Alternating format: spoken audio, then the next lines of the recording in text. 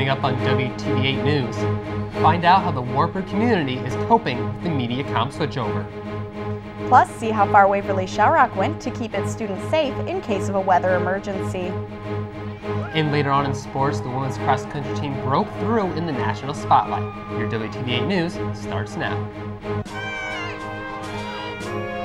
Covering your campus, your community, and your world. From the McElroy Communication Arts Center in the Grant Price Studio, this is WTV8 News. Good evening and thanks for joining us. I'm Andrew Bridgewater. And I'm Brianna Nielsen. The digital television revolution has been sweeping the industry. Many Waverly residents who have MediaCom cable have been seeing the changes with their TVs. Kristen Delaney reports what to expect and how to adapt. MediaCom became the latest media company last week to switch to the digital format.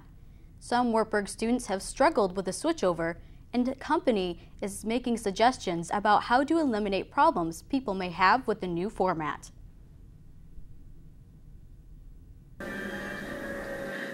MediaCom is switching the majority of their channels to a digital signal. As WARTBURG's cable provider, students are experiencing the changes. We had no problem before the box, but now that we have the box, every once in a while channels will just disappear off of the radar for a while. So that's kind of annoying. Yeah, we don't have Food Network anymore. Or I can't find it, at least. It's a different channel than it was before. Other issues students are facing is getting static on channels, not getting remotes to work, and getting unsteady picture quality. MediaCom spokesman Lee Grassley suggests checking the batteries in the remote, the cable connection to the box, and page 12 in the instruction book. But the biggest thing that we see is that people do not call the 800 number to get the box activated. They just think that they plug it in, hook it up to TV, and they're good to go.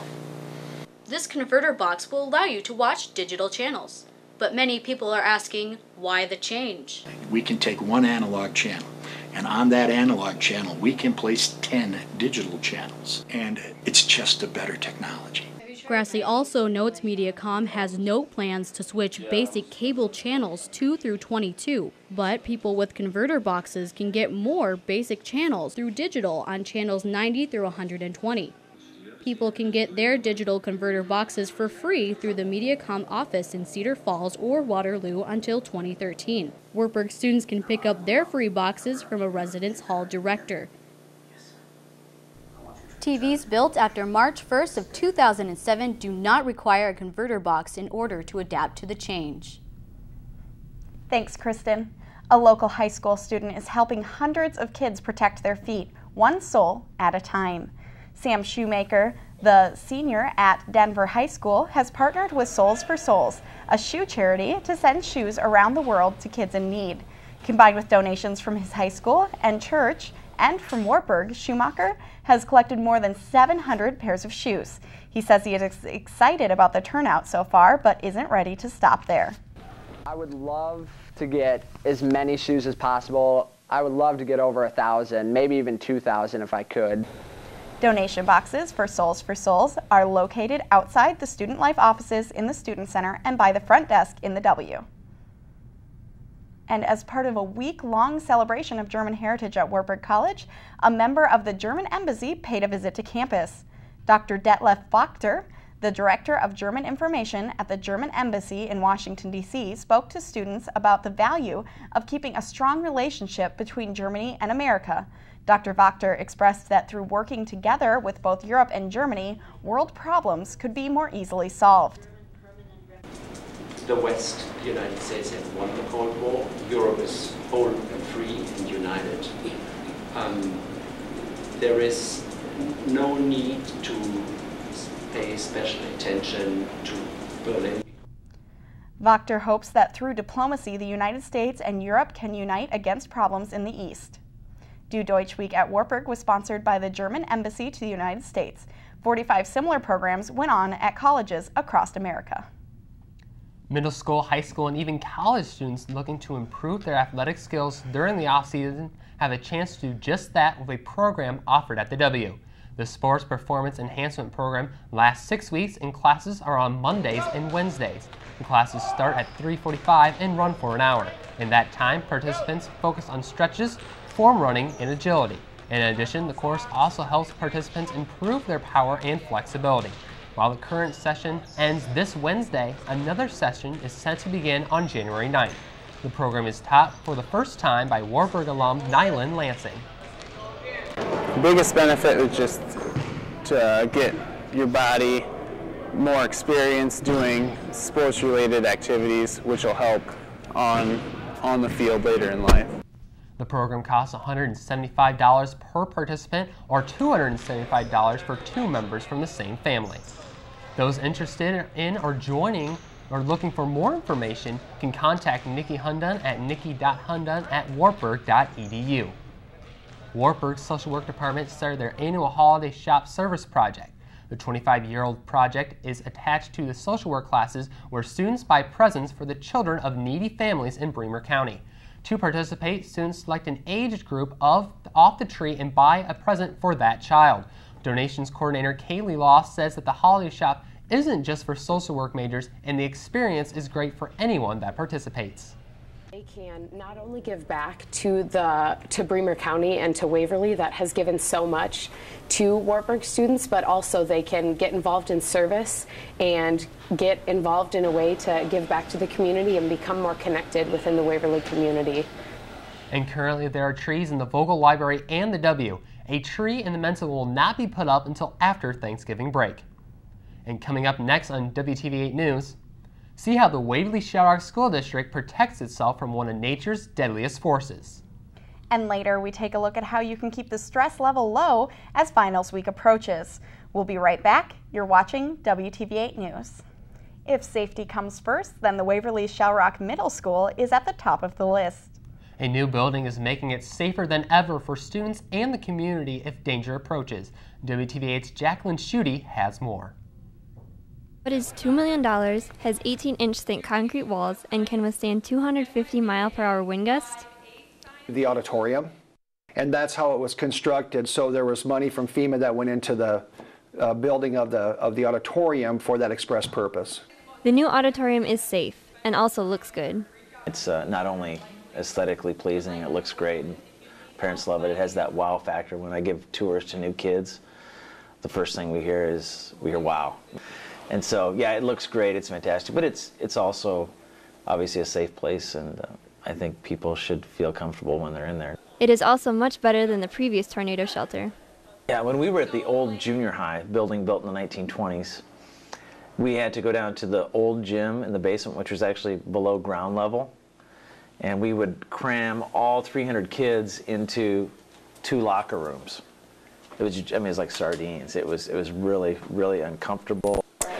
So much safer now, without a doubt. We're able to get kids down into the auditorium quite a bit quicker, about 45 seconds roughly quicker. And then for our handicapped students, it is much easier for us to get them from second floor down to first floor. The school is also a Red Cross Emergency Relief Center. Well, I think what you're seeing now, and I just got a phone call the other day from the Red Cross, what you're seeing is communities that are trying to centralize, several resources to make it efficient. And given naturally where we live in the Midwest, tornadoes are a fact of, our existence. Having a safe room has just become critical. Waverly-Shell Rock Junior High School Principal Steve Quickle looks forward to the benefit of the auditorium to the community as well. It's just a great asset for Waverly, and I think it's one more thing that I think kind of separates what we can offer as a community in a school district from other communities. So it's a great selling point for folks that are looking to relocate. Reporting for WTV8 News, I'm Jacqueline Schutte. Waverly-Shell Rock High School also has plans to construct more tornado-safe rooms. WSR is the only school district in the state to have 2 safe rooms. The safe zone buildings are made possible due to construction grants from FEMA. As part of St. Lizzie's Week at WARTBURG, students participated in a 30-hour famine from Tuesday afternoon to Wednesday night. The famine culminated with a feast in the Chapel Commons. In addition to the feast, the famine also held an informational session beforehand to help enlighten students on what fasting meant to people of different religions and cultures. Meeting coordinator Ellie Schwartz says that people need the hands-on experience to see how less fortunate people are living. What we did barely even scratched the surface of what other people have to do.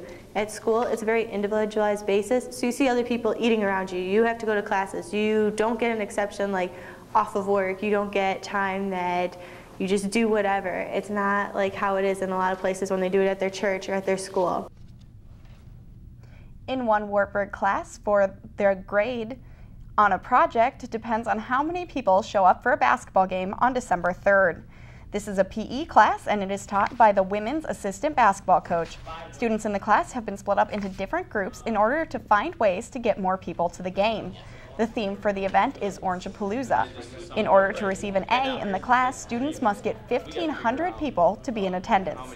So far, Professor Oakland feels the class is right on track to reaching the mark. It seems to be like we're generating a lot of momentum, and the word's really getting out. And that's our biggest hope, is that people show up, and we're hoping to have a good time from there. To see more on this story, be sure to tune in to Sports Night tomorrow night at 8. And coming up on WTV8 News, wrestling fans from around the state gathered at Joe's Nighthawk to kick off the season. And find out what can be done to keep stress low as the term comes to a close. Don't touch that remote. WTV8 News will be right back. In common, dealing with stress. WTV8's Danny Householder tells us how you can detect if you are suffering from stress and how to manage it. Students have expectations for college that usually look something like this: hanging out with friends and having a good time. But this is reality: sitting in the library, studying, and worrying about deadlines. But what is it that makes a student look like this? It's called stress. It's your physical, emotional, and mental response to change. And if you'd like to see what it looks like, well, you just have to take a trip to the Vogel Library. Here, students are faced with stress from homework. That's okay though, because without it, people would not get a lot done. It provides an extra burst of adrenaline that helps you finish your final paper or face other challenges. It's positive stress, a short-term physiological tensing and added mental alertness that subsides when the challenge has been met, enabling you to relax and carry on with normal activities. However, if you can't return to a relaxed state, then this stress becomes negative. Students admit they did not realize how much negative stress there would be in college. With my pre-med major, it's pretty rigorous, and I'm definitely more stressed than I thought I would be. I knew that it would be more time-consuming than high school per se, but I didn't realize how much work I would be doing. In the Pathway Center, located on the 3rd floor in the Vogel Library, students are able to speak with counselors such as Molly Wirtz, who have tips for calming down. So getting, 6 to 8 hours of sleep every night, eating a healthy, balanced diet, and then we go into, how are you managing your time, or how are you perceiving how much time you have? Because sometimes we hear students say, I don't have any time. But then if we sit down and look at their schedule with them, we can find that they might have more time than what they're thinking that they do. Wirtz is a firm believer in overcoming stress, but she says sometimes you have to take a break from the homework. So go on a run and enjoy the outdoors. Or perhaps sit down, play some music, and relax. That way, you won't be spending so much time here looking like this. Reporting for WTV8 News, I'm Danny Householder. And if you need to talk to someone about excessive stress in your life, contact the Pathway Center and schedule an appointment. Wrestling coaches from across the state flooded Waverly last Wednesday for the annual event known as Fight Night. Joe's Nighthawk hosted the event for the 15th consecutive year. The event, which streamed live on WTV8's Facebook page, has become a kickoff to the wrestling season. It was attended by wrestling coaches from high schools around the area, as well as coaches from all 3 NCAA divisions, including Iowa's Tom Brands, Iowa State's Kevin Jackson, and of course, Wartburg head coach Jim Miller. My co-host Andrew Bridgewater talked together. More so like, why can't we have this thing in Waverly? And it just evolved, and Joe's a great promoter of so many things, including this event. And because it's such a great event, the coaches want to come back, everyone has a good time, and it's just evolved in one of the premier events as a preseason kickoff in the nation. The wrestling team completed their first meet of the season over the weekend, and Shelby Gurnaff will have more details later in sports. Coming up in sports, both basketball teams were in action last weekend, and the women's cross-country runners were competing at nationals. Stay tuned, sports is next. Welcome back to WTV8 News. The Wartburg women's cross-country team headed to Wisconsin on Saturday for the NCAA National Championships. The Knights placed 6th out of 32 teams with 281 points. Freshman Alana Anabnit was the top finisher for the Orange and Black as she took 10th place with her time of 21 minutes, 13.7 seconds. This marked Anabnit's 10th cross-country race she has ever run in her life. Senior Emily Eimers took 32nd place with a time of 21 minutes, 41.2 seconds. Both Eimers and Anabnit earned All-American honors. Now to hear from both the girls about their outstanding seasons and finish at Nationals, check out Sports Night tomorrow night. Turning now to the hardwood, last weekend 4 teams competed in the Buzz Levick tournament here in Waverly. First up for the Knights was Crown College on Friday. Let's roll those highlights.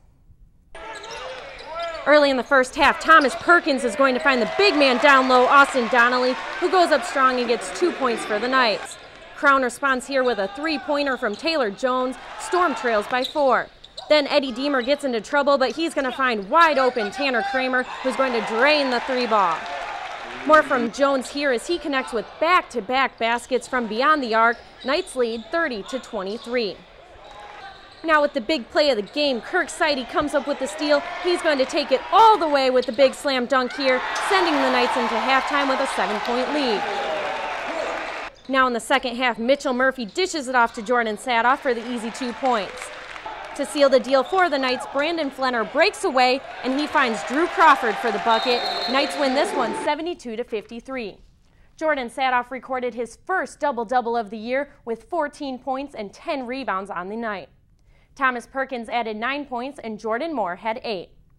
With their win on Friday night, the men moved to the championship game on Saturday when they faced the Blue Devils from UW Stout. Let's take a look at what transpired.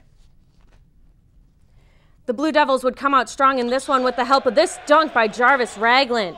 UW Stout would continue their streak with a 3-pointer, giving the Blue Devils a commanding 15-2 lead. Right before halftime, Thomas Perkins drains the 3-pointer, sending the Knights into halftime trailing by 6. The second half would look similar to the first as this bucket puts the Blue Devils up by 20 points. Wartburg never gave up as they went on a 10-0 run, including this play by Seth Nutting, resulting in a Jordan Sadoff score. Unfortunately, the Knights couldn't come back in this one, and they are handed their first loss of the season by a final score of 68-52. Jordan Sadoff and Thomas Perkins were named to the all-tournament team for their efforts in the 2 games. Sadoff scored all 21 of his points in the second half to lead the Knights. He accounted for 21 of the team's 26 points in the second half. Now with his 21 points, Sadoff now moves to number 25 on Wartburg's list of career scoring leaders. The Orange and Black take to the road tomorrow against Grinnell at 7 p.m. On the women's side of things, the Knights basketball team was in action at the Lakeland College tournament last weekend. The Orange and Black outscored UW Stout on Friday 39-21 in the second half to give them the 59-54 win. Abby Weideman led all scorers with her 17 points, and Stephanie Ryder joined her with 16 on the night. Now on Saturday, the Knights faced Beloit College in the championship game. The women dominated in this one by a final score of 76-54 to win the Lakeland College tournament. Weideman and Leslie Wilson were named to the all-tournament team for their efforts. Wartburg takes the road tomorrow night to face Grinnell at 5 p.m.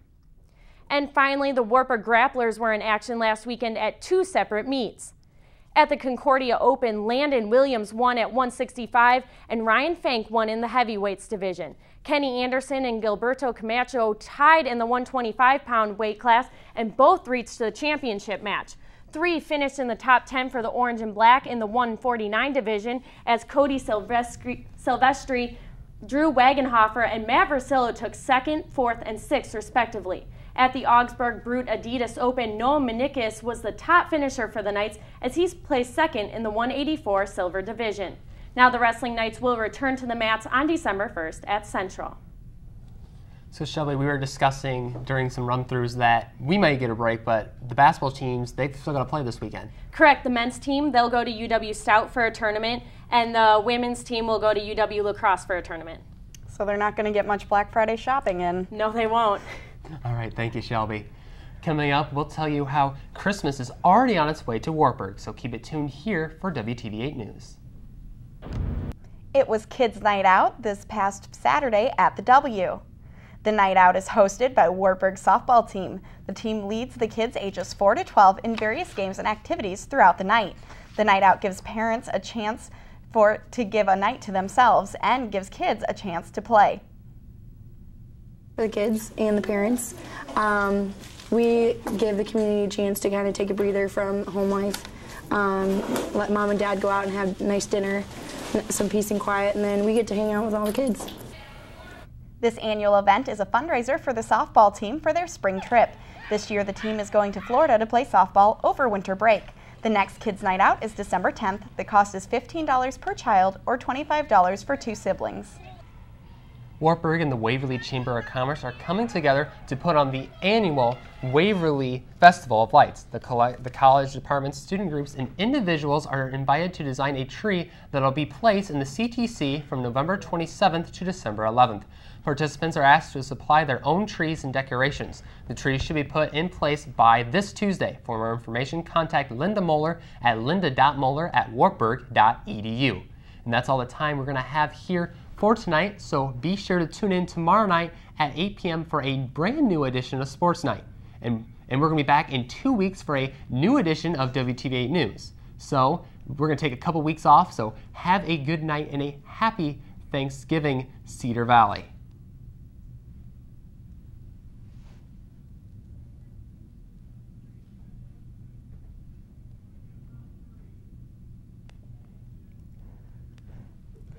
It's my last show and I didn't even get to say anything. You jinxed it. Yeah, but it's my last